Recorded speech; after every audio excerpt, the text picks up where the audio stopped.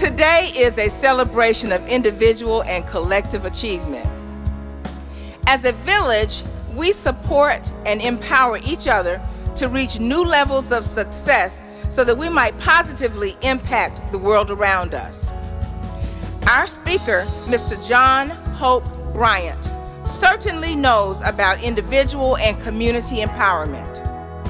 A native of Los Angeles, California, he was empowered at the age of 10 by the $40 that his mother invested in his very first business idea at the age of 10.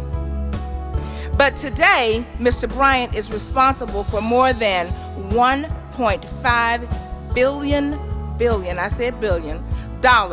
as founder and CEO of Operation Hope, America's first nonprofit social investment banking organization and a global provider of financial literacy and economic empowerment tools and services to low-wealth individuals everywhere.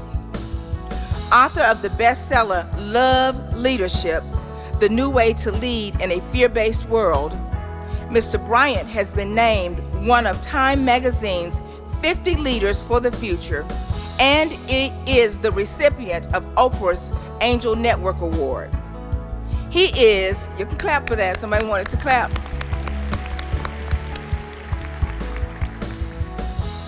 He is a civil rights entrepreneur, and I didn't say civil, I said silver rights entrepreneur, and businessman, author, thought leader, and philanthropist. He has been an advisor to the last 3 sitting U.S. presidents, and his work has been recognized by the last 5 U.S. presidents. Mr. Bryant currently serves President Barack Obama as chairman of the Subcommittee on the Underserved and Community Empowerment for the U.S. President's Advisory Council on Financial Capability.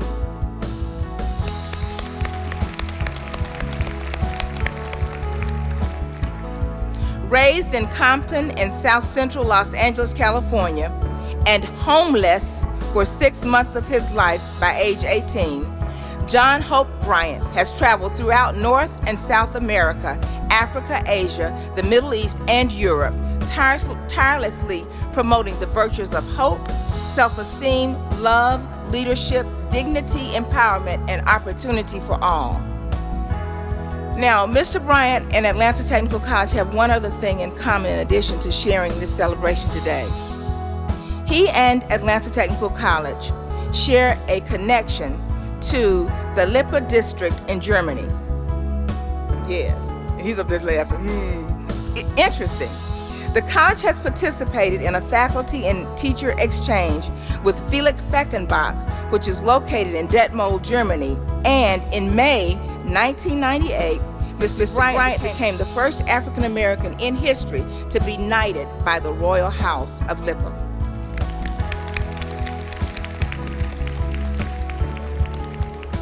Ladies and gentlemen, please join me in welcoming our speaker with whom we share a global connection, Mr. John Hope Bryant.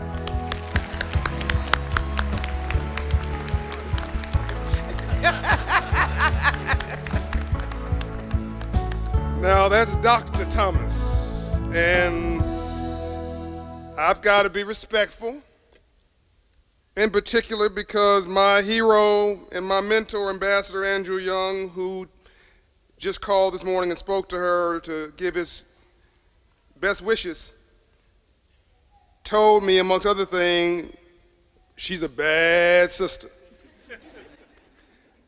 And I know that to be true, but you know, I got a problem with Dr. Thomas. I got a real problem. I was ready to leave. Not ready to leave, I was ready to go.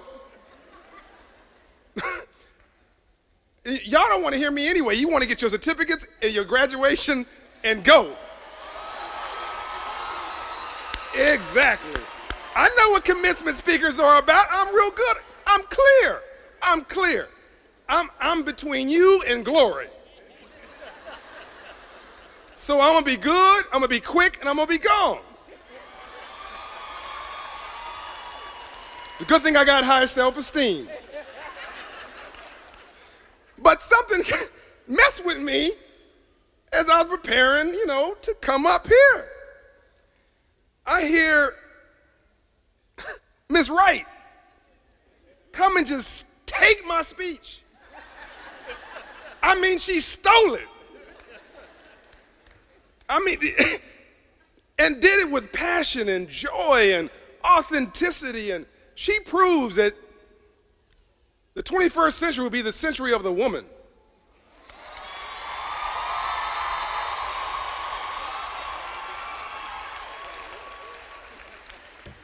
And as I'm trying to recover from that, Miss Thompson comes up. No, I'm sorry, Miss Stinson comes up, and Miss Stinson just kills it. Now, I just assumed that was a track she was singing to, because nobody sings like that. That wasn't singing, that was singing. Can we give her some love one more time?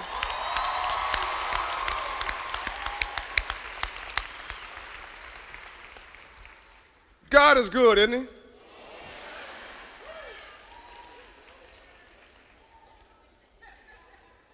Because none of you got here by yourself. None of us got here by ourselves. You may want to credit your mother, your father, your sister, your brother, your friends, your family.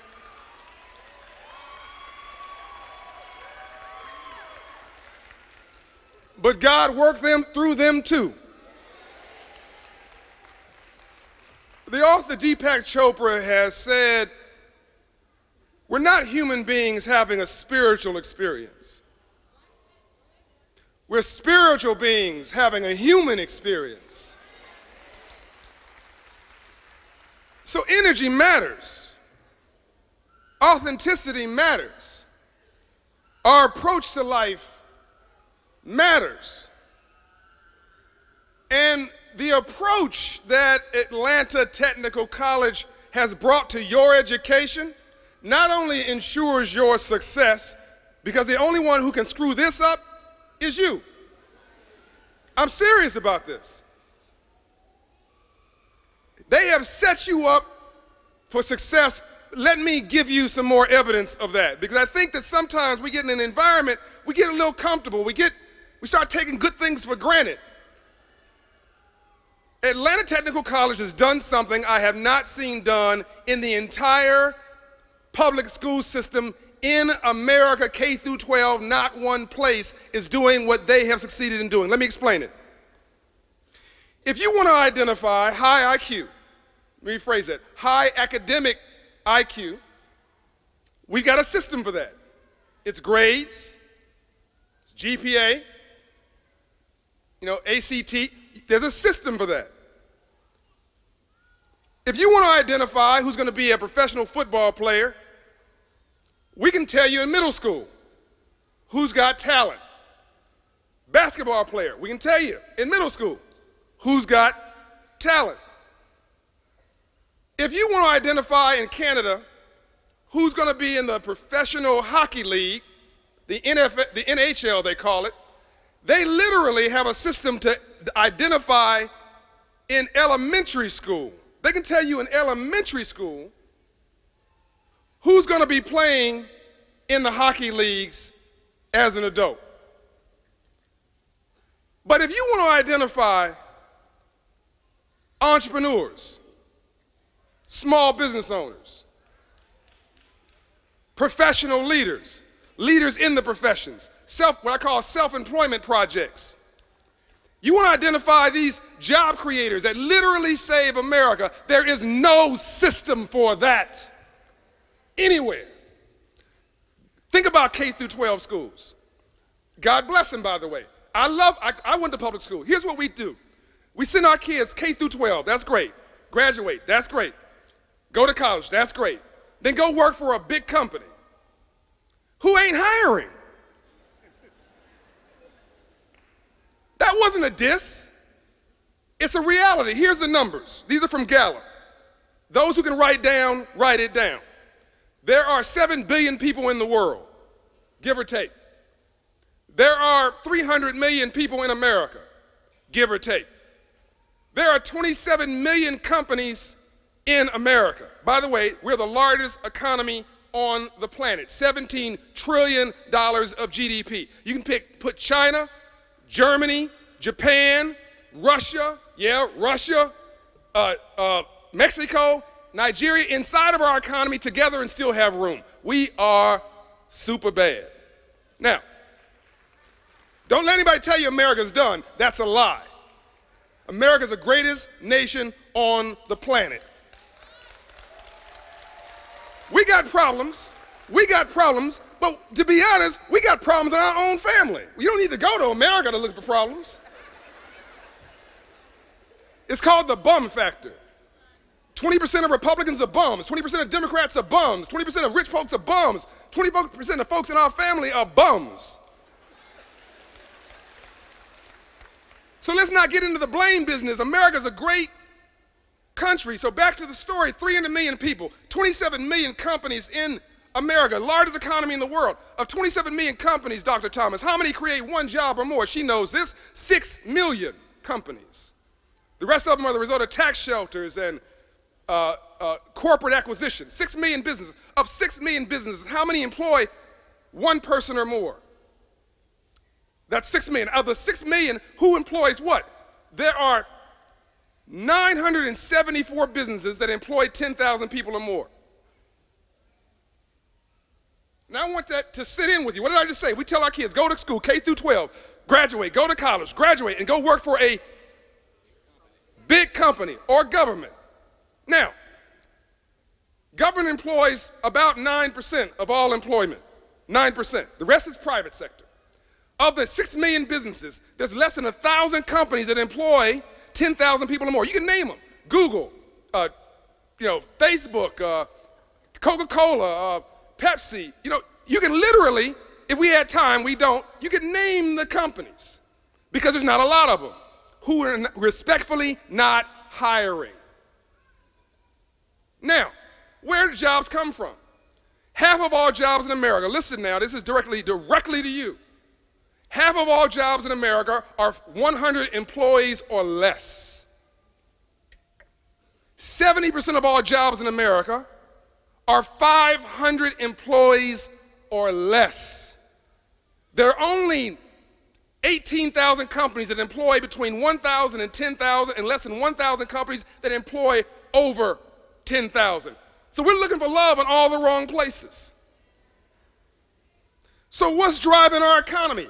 All job growth comes from startups, shoot-ups, small business owners, entrepreneurs in years 3 through year 7 of growth. So when you go back to your neighborhood, are you going and look at who's hiring folks like you? And by the way, in many cases, you will become those that hire after your certification. But you look at who's hiring, the nurse assistants and the dental assistants and all of the professions that you've been certified in. They're often businesses with 3 people, 20 people, 40 people, 80 people. Are you with me?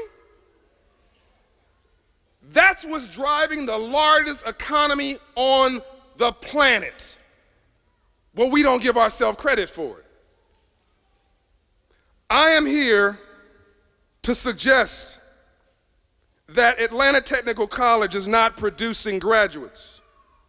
It's producing the future of America.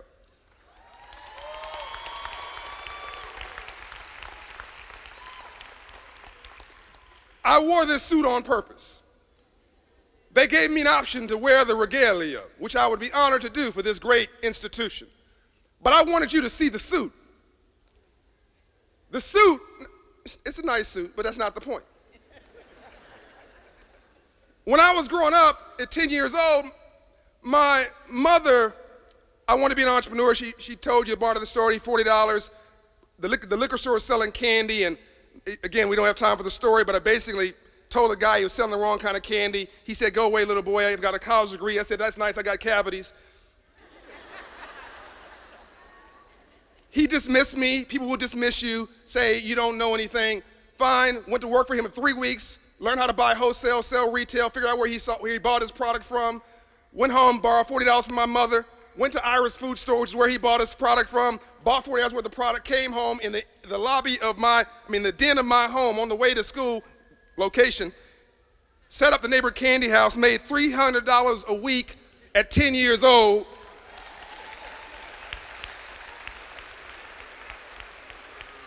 Put the liquor store out of the candy business.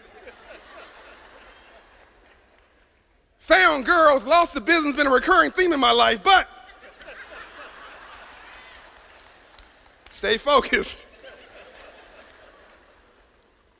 But it made me a different person. When you're 10 years old, you put the liquor store out of the candy, your self-esteem goes through the roof. So now I wanted to be a businessman. We didn't have any money. So my mother decided to make me suits because she couldn't buy them. So she made me these crushed velvet. If there's a psychologist in the house, I might need him in a minute. Crushed velvet, purple. Velour suit with a ruffled shirt. It was three-piece, ruffled shirt, and a big bow tie. And sent me to school in Compton. I got my rear end whipped every single day. Kids said if he's wearing this, he's got to have some money because he ain't got no sense. When you open the lapel of that suit, it didn't say designed by Sean John. It didn't say designed by, Calvin Klein. It said designed by Nita. My mama's name was Juanita. She made these ugly suits. But here's what I know, and God bless my mother for doing this. Eagles don't fly in packs.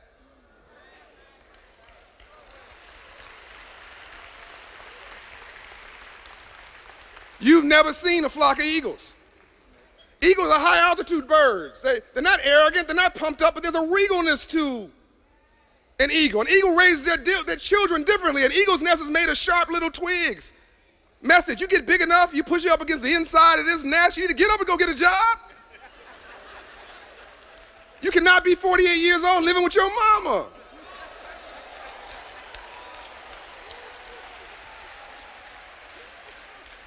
Am I getting too sensitive? Then there's another kind of bird, and there's buzzards. I'm not looking at anybody for no reason, right? I look at the ceiling. Buzzards are low altitude birds. Buzzards love packs. Buzzards are always stepping on your head to elevate themselves. Buzzards are always player hating, never player congratulating.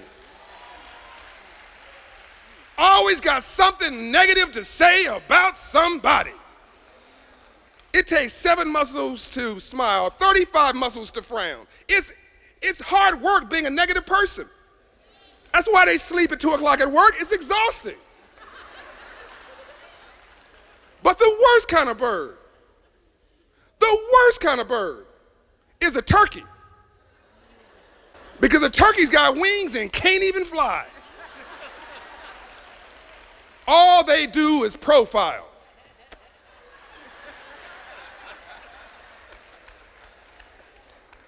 Translation, trying to be something you are. When I met the young man who came into my Hope Center and said he wanted to be a clothier, I didn't have an Atlanta Technical College to refer him to. But I told him that business is relationship based. Why don't you just want to be a clothier? They're not going to hire you anyway. Become a clothier. He said, I don't know how to do that. We took him through entrepreneurship training and financial literacy training, and we, over 2 years, raised his credit score 120 points. Nothing changes your life more than God or love than moving your credit score 120 points. And then we gave that guy a $35,000 loan. It wasn't a handout. It wasn't a charity. You don't need charity. You need a hand up. You need an investment in you. That's what they've done. We gave that guy $35,000. I'm wrapping up. $35,000 loan. That guy is doing $1 million a year in revenue today. He makes all of my suits.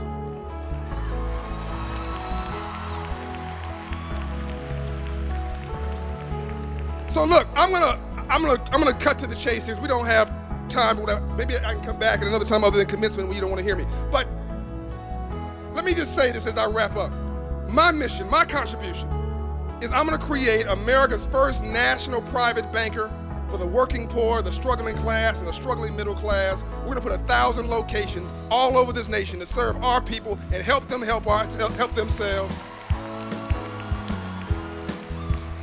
There's nothing wrong with our people, nothing. But here's my wrap up. Quincy Jones says it takes 20 years to change a culture. In the last 20 years, we've made dumb sexy.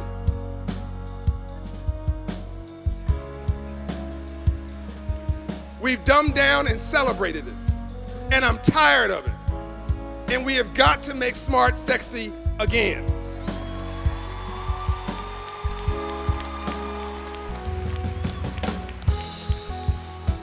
When you go in the neighborhoods you and I care about, and you see a rap star, see kids want to be rap stars, athletes, and drug dealers, those kids are not dumb and they're not stupid. They are brilliant. They are modeling what they see.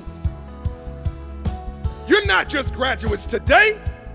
The book, The Tipping Point, Malcolm Gladwell proves that at 5% role models, University of Illinois study, every community stabilizes. Why am I an entrepreneur? My daddy was. Why do I wear a suit? I saw somebody wear a suit. Why are you doing what you're doing? Because somebody told you you could. You saw that you could. Why are you a woman wanting to be a professional? You saw a woman who was a professional. We are all role modeling.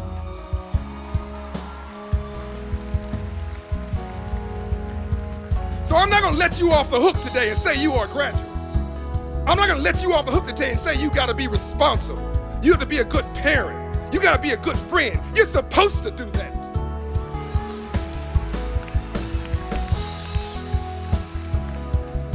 Here's what I have to say to you today.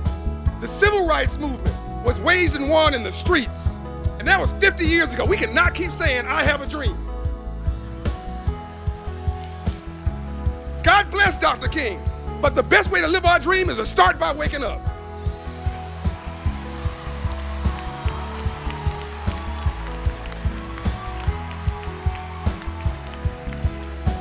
The civil rights movement was waged and won in the streets, and God bless them. But the civil rights movement will be waged and won in the suites, and that's you.